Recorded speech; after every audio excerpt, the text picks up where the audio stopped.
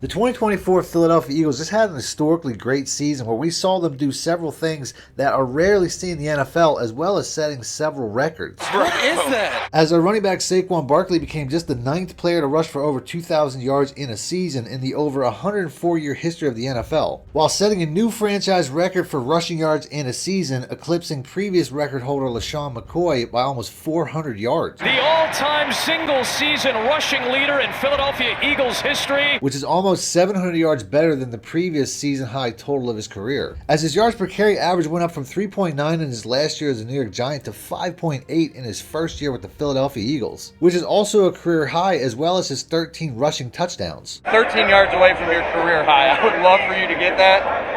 And he probably could have broke the NFL record if the Eagles had decided to rest their starters in the last game of the season, as there was multiple occasions throughout the year where Saquon Barkley decided to let other players play rather than chase his own personal glory. So I'd rather see the young boys eat. As he finished the season only 100 yards away from the record while also carrying 34 less times than the record holder Eric Dickerson. But he wasn't the only player that had a historic amount of success. That's what great teams are able to do, win in multiple ways. As him and Jalen Hurts set the NFL record for most rushing yards by a running back and quarterback teammates in NFL history, and they were also the first pair of teammates to both have 13 rushing touchdowns in a season. In fact, Jalen Hurts' 14 rushing touchdowns was second in NFL history to his own record of 15 from the previous season. and takes it for the touchdown. As the 2024 Eagles became only the 7th team in NFL history to rush for more than 3,000 yards in a season. And since more than one player has had record-breaking success over multiple seasons, in today's video we're going to take a deeper look into the one common denominator that connects them, which is the Philadelphia Eagles' stellar offensive line play. Best in the world. Let's start early and often. As the Eagles saw 3 of their starting 5 offensive linemen make the NFC Pro Bowl squad, while a 4th was seen as one of the biggest snubs in Jordan Mailata, who made the PFF All-Pro team. As he was the only offensive tackle in the entire NFL to have at least a 90 grade in both pass blocking and run blocking, and was literally Pro Football Focus's highest rated player out of the entire league with an almost 97 overall grade, as he and Lane Johnson were both named to the Associated Press second team All-Pro selection, which means that the Eagles had 4 out of 5 offensive linemen named to either the All-Pro or the Pro Bowl team in 2024. So in today's video we're going to take a deep dive and ask the question, is this one of the greatest offensive lines in NFL history?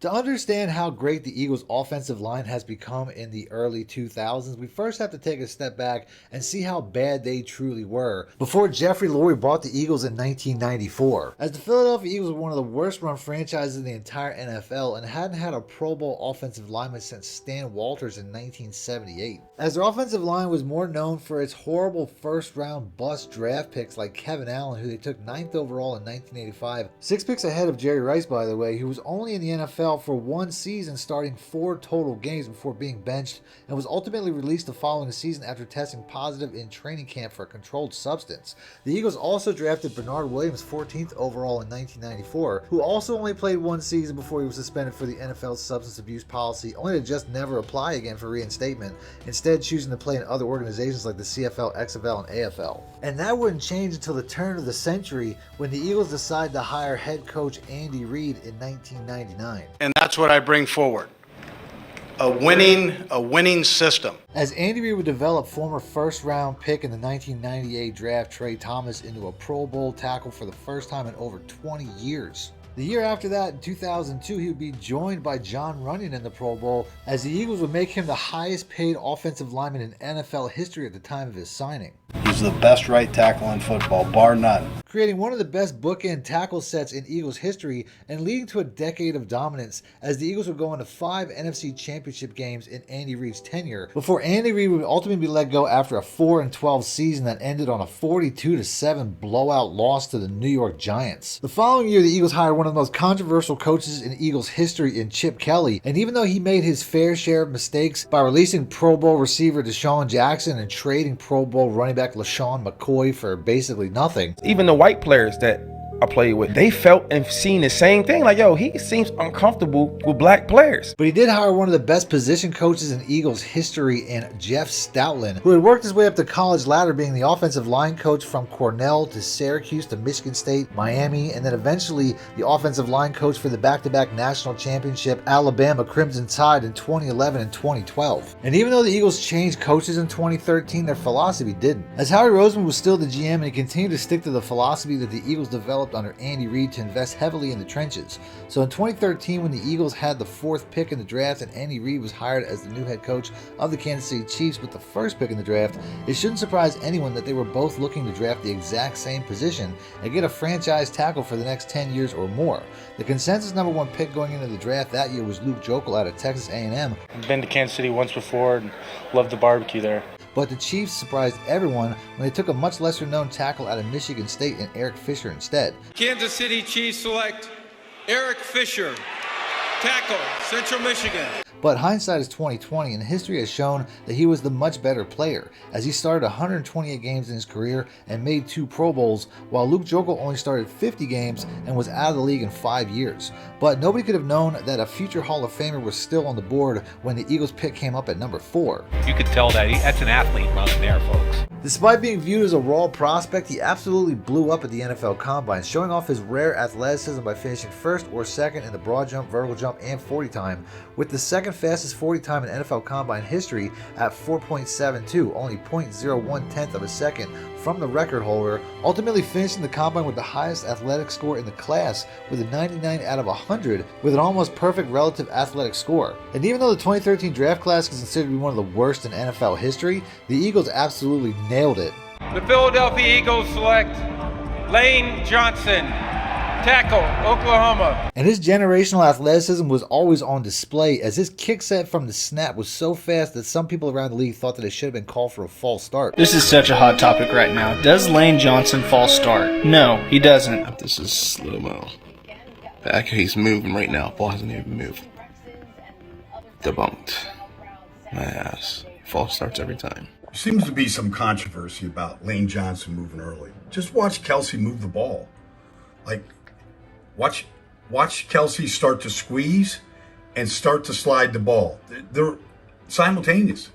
Some guys just have a fast twitch. In fact, he was so good that on December 11th of 2022, he set an NFL record with 26 consecutive games without allowing a sack, a streak that lasted almost 3 years, from Week 11 of the 2020 NFL season until October 15th, 2023, where he didn't get credit for allowing a sack on almost 1,200 pass blocking snaps, as well as being a vital part of the 2017 Super Bowl winning team while playing the entire postseason with a torn abductor in his groin.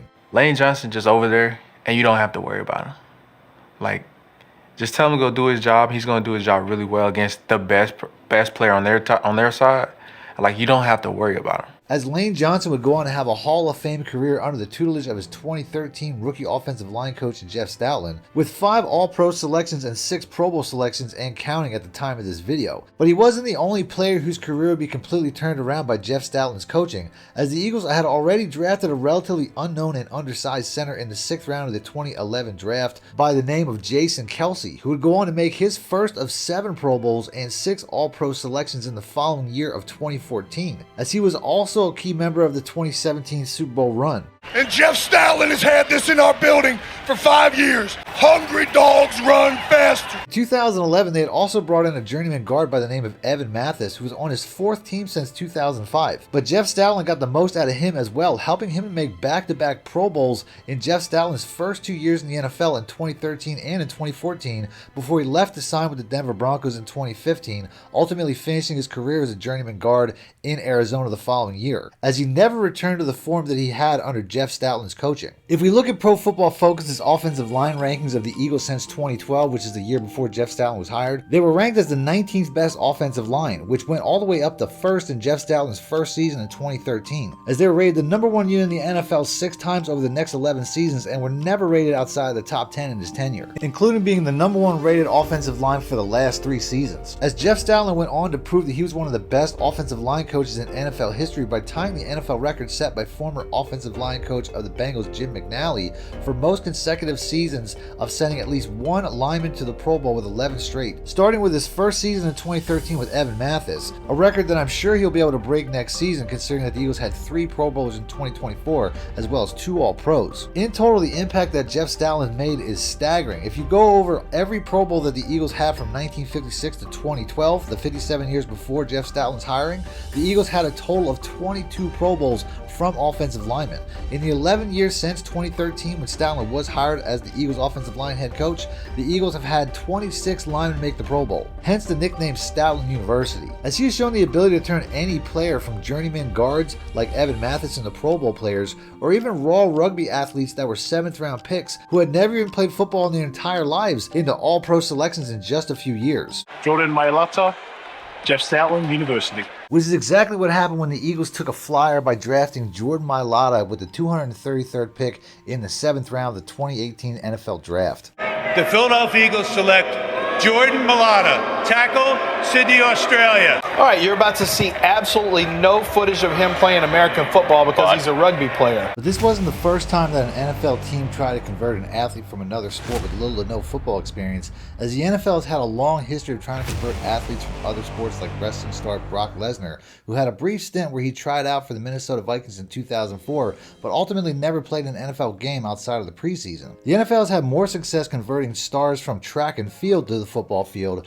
but the results are mixed at best, with everything ranging from a Hall of Fame career with the likes of Bullet Bob Hayes, happens to be the world's fastest living human, to an average NFL career in Marquise Goodwin, who hung around the NFL for more than a decade, to an Olympic hurdler in Devin Allen, who signed with the Philadelphia Eagles in 2022 and hasn't logged an official NFL statistic to date. Devin Allen, the Olympic hurdler. In fact, Jordan Mailata wasn't even the first rugby player, with the most recent example being Gerard Hayne, who only played in 8 NFL games as a running back and kick returner for the San Francisco 49ers in 2015 before returning to play rugby. Good day, perhaps mate. The most successful transition from rugby to the NFL was guard David Dickerson, who was a New Zealand-born rugby union player who joined the Minnesota Vikings in the 1990s and played in the NFL for almost a decade.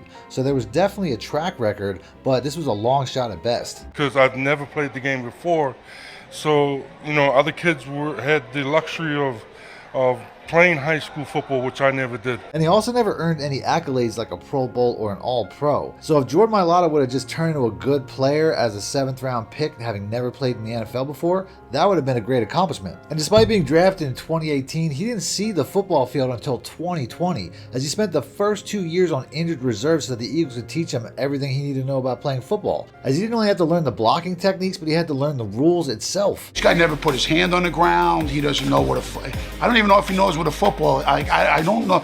He doesn't know anything about football. And to make things harder for Jordan Mailata's success, in the following year's draft in 2019, the Eagles traded the 25th overall pick and a 4th round pick to jump up in front of the Houston Texans to take another tackle in Andre Dillard with the 22nd pick in the 1st round. With the 22nd pick in the 2019 NFL Draft, the Philadelphia Eagles select Andre Dillard, tackle, Washington State. Pushing Jordan Mailata down the depth chart even further, as it was now Dillard who was expected to be the future franchise left tackle since the Eagles had so much more invested in him than a 7th round pick. This ensures you'll see a smooth transition whenever Jason Peters slides away. This guy's going to plug right in. But fate opened a window in the 2020 season as the Eagles' offensive line was decimated by injuries, which included a biceps injury that ended Andre Dillard's season. And since the Eagles were in the middle of a disastrous season that would see them bench their starting quarterback Carson Wentz for rookie Jalen Hurts, ultimately ending the year with a 4-11-1 record that would be their head coach Doug Pearson's last with the team.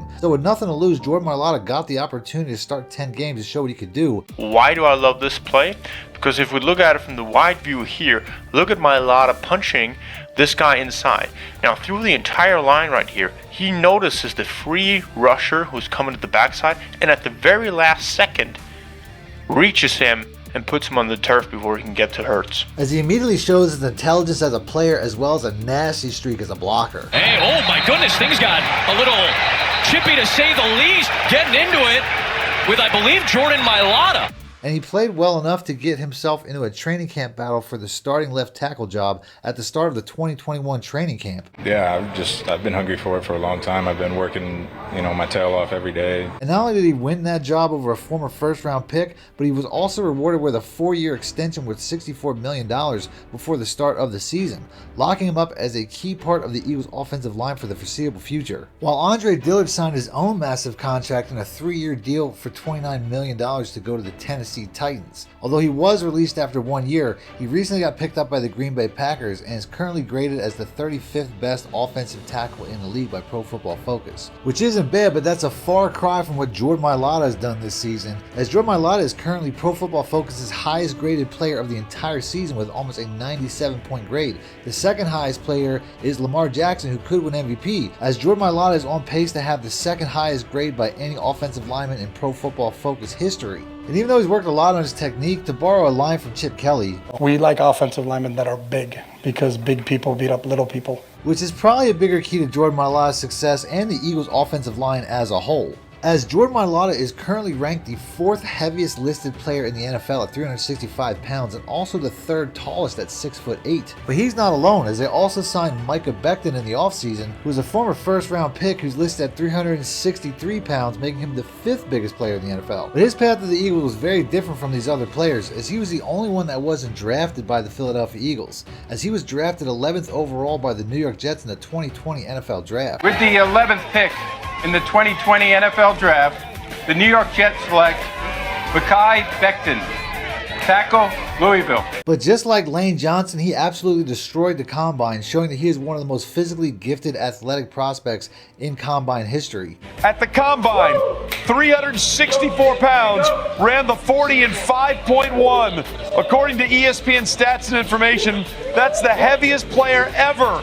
to run a sub-5 40. As he had a relative athletic score of a 9.85 going into the NFL Draft, which wasn't far behind Lane Johnson at 9.96. But after 4 disappointing years with the Jets, he was labeled a bust, as you can make the case that he was either playing in the wrong position or the fact that the Jets just never seem to know what they're doing when it comes to developing players. When it did come time for him to find a new team, he was such a low priority free agent that the Eagles signed him 6 weeks after the NFL free agency period started on a 1-year prove-a deal after they were unable to secure alignment in the NFL Draft. When he first joined the Eagles, nobody really knew what position he would play, as most people thought he would stay at tackle and maybe be a backup swing tackle to their all-world left and right tackles in Jordan Mailata and Lane Johnson. But Jeff Stoutland couldn't ignore the generational physical talent that he had and had to get him on the field somehow, so he kicked him into right guard, and the rest is history, as he quickly turned his career around and became one of the best guards in football, finishing the season as the 21st ranked guard by Pro Football Focus and the 19th best when it comes to run blocking grade. As I think that he proved this season that he just needed to be in a better situation, as he looks much more happy and much more comfortable with the Philadelphia Eagles, and is truly one of the better turnaround stories in the league this year. As he was recently seen become overwhelmed with emotions at winning his first division title while also going to the NFL playoffs for the very first time, while being consoled by one of the most popular players on the team in Landon Dickerson. Oh, look at the big. Landon Dickerson was easily one of the best players to come out in the 2021 draft after winning the national championship, the Remington Trophy for the best center in the nation, and unanimous All-American, as well as the Jacobs Blocking Trophy. And he would have most likely been a first-round pick if it wasn't for his checkered injury history in 2016 as a freshman, before ending his college career with one more major injury by tearing his ACL in the SEC championship game, which kept him out of all but one play in the national championship game, when Nick Saban allowed him to take the final snap under victory formation. But the Eagles didn't let any of that deter them from taking another generational talent. So with the 37th pick in the 2021 NFL Draft, the Philadelphia Eagles select a guard from Alabama, Landon Dickerson. Absolutely spectacular player. Had the feel-good moment of the championship game when Nick Saban led him on the field for the final snap. The circumstances of that were that he had suffered another injury, and Lewis, the question on this player has not ever been the talent, it has always been the injury history. And the Eagles are right once again, because despite all those injuries in college and all those missed games, he's literally only missed one game in his NFL career, and that was to start his rookie season coming off of a torn ACL, as he's played every single game since and been to 3 straight Pro Bowls over the last 3 years. As he quickly became one of the best and ultimately the highest paid guard in the NFL, as the Eagles signed to a 4-year contract worth $84 million just last year. You know what I choose? I choose violence. And just like Jordan Mailata and Micah Becton, he's one of the largest players in the NFL, coming out a whopping 332 pounds, giving the Eagles an offensive line that weighs almost 1,700 pounds, which is believed to be the heaviest combined offensive line weight of any team in the NFL today, and according to Athlon Sports is the largest in NFL history. So it should be a surprise to no one that they have so much success with the NFL's most unstoppable play in the tush push. Oh, you know what's coming. Oh yeah, you know you can't stop it. I said, I'm gonna talk my now, you know you can't stop it. I'll see you in there. They push, they shove. He's in, touchdown. Which is a play that became so dominant and controversial that every NFL analyst had an opinion about it as they tried to get it banned from the NFL. And it's fascinating because I think that this is the one team that's perfected it. We've seen other teams try it, and they don't have the success rate. I think that these guys have really put a lot of work into it that we don't appreciate. Your Giants tried it and got 2 players hurt. He didn't get it. Everybody's weighing in on it now. Everybody's weighing in. Peter King wanted this thing canceled. Exiled from the game. Get it out. It's boring, it's stupid, it's dangerous, it's rugby. Other teams aren't as successful as the Philadelphia Eagles. Let's talk about 92% success rate for the Philadelphia Eagles. Not so much for everybody else, but for the Philadelphia Eagles with Jason Kelce and the boys. As the Eagles first started doing the brotherly shove in 2022, with future Hall of Fame center Jason Kelce leading the way. As the Philadelphia Eagles arguably had the best center in football, but he couldn't play forever. So at some point they decided to draft his replacement. With the 51st pick in the 2022 NFL Draft, the Philadelphia Eagles select Cam Jurgens, center, Nebraska. And the player that they ended up drafting was eerily similar to Jason Kelce himself, even garnering pro comparisons to him by NFL scouts prior to the draft. Only to find out that not only did Jason Kelce know, but he actually handpicked him personally. The Eagles have been using me to evaluate some of the centers coming out, and of all the guys that I've looked at, for the past 2-3 years, out of all the guys that compare the most to myself, this guy is him. I mean, he is so athletic, so fast. You see him out in space, he runs, he's a natural athlete. You see the fluidity. He played tight end, a position convert. He's only been playing offensive line for 2 years. 4'9", 240, 1'7", 7'1", cone. This guy is a freak athletically. He has the best chance to be a difference maker at the center position. Keeping in the tradition of the Eagles liking athletic freaks when it comes to their offensive linemen, Cameron Jurgens fit right in, as he almost had a perfect relative athletic score just like Lane Johnson, as he would be the final piece for one of the most athletic offensive lines in NFL history. Not only did Jason Kelce pick his eventual replacement, but he also mentored him for the next 2 years as they played side by side together, as Jason Kelce showed him how to be the next great center for the Philadelphia Eagles. We have this unbelievable opportunity for a guy who's really talented to learn from the best who's ever done it here.